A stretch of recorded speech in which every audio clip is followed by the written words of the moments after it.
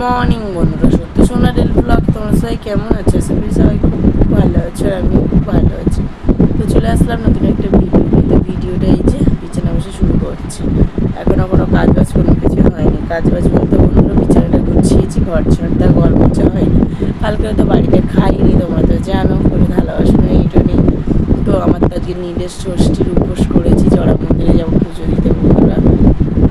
তো স্নান টান করে সবাই যাবো, এখন এই 8টা মতন বাজে, সবাই ঘুম থেকে উঠেছি বন্ধুরা। তো চলো সারাদিন কী কী করি দেখতে থাকো আর সঙ্গে থাকো। তো দেখো বন্ধুরা, এই যে বিছানা গুছিয়ে নিয়েছি, একদম সুন্দর করে ঝিড়ে কমপ্লিট করে নিয়েছি। এবার ঘর ঝাঁট দেবো আর ঘর মুছবো বন্ধুরা। তো চলো। তো বন্ধুরা, এই যে দেখতে পাচ্ছ রেডি হয়ে গেছে, এখন যাচ্ছি আমরা জড়া মন্দিরে। নীল ঘরের উপোস করেছি তাই পুজো দিতে। তোমাদের দাদাভাই, আমি, সোনামাম্মা তিনজনে মিলে যাব বন্ধুরা। তোমাদের দাদাভাই যাচ্ছে সাইকেলে, আমি আর সোনামাম্মা যাব অটোতে বন্ধুরা। তো চলো এখন যাওয়া যাক পুজো দিতে।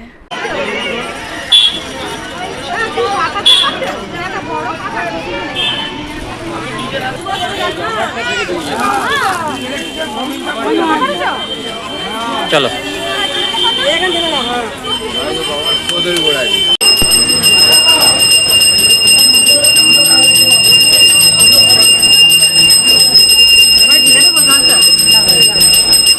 দিয়ে দিচ্ছি হবে।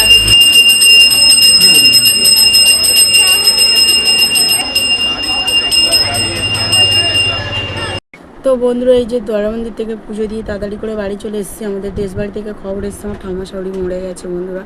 তো এখন আমরা যাচ্ছি, তোমাদের দাদাভাই, আমি, সোনাম্মা, এই যে আমি রেডি হয়ে গেছি বন্ধুরা। এখন সবাই মিলে যাবো এই দুপুরবেলা, এখন 1টা বাজে। তো এসে হাঁস মুরগি সব খেতে দিয়ে গুছিয়ে গাছিয়ে নিয়ে যে যাচ্ছি। তো চলো।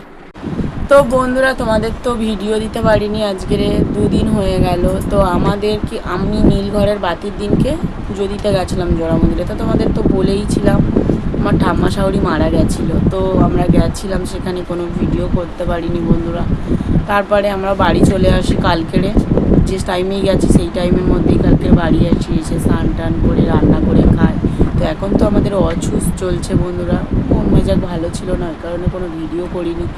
তো কালকেরে বাড়ি চলে এসেছি, আজকে থেকে আবার ভিডিও শুরু করবো। আজকের হচ্ছে পয়লা বৈশাখ বন্ধুরা। তো যাই হোক, এবছরটা আমাদের খারাপ যাচ্ছে।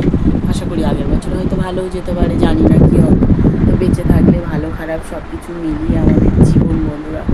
তো আমার ঠাম্মা শাশুড়ি মারা গেছে, তোমার হচ্ছে কি না নীলঘরের বাতির দিনকে 10টা-11টার দিকে মারা গেছে। আর আমাদের কাছে খবর এসেছিলো তখন 12:30টার দিকে। তো আমরা ওখান থেকে এসেই মতো গুছিয়ে গাছিয়ে বেরিয়ে যাই।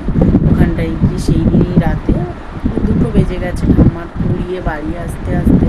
খাওয়া দাওয়া সব কমপ্লিট করে রাতে ছিলাম।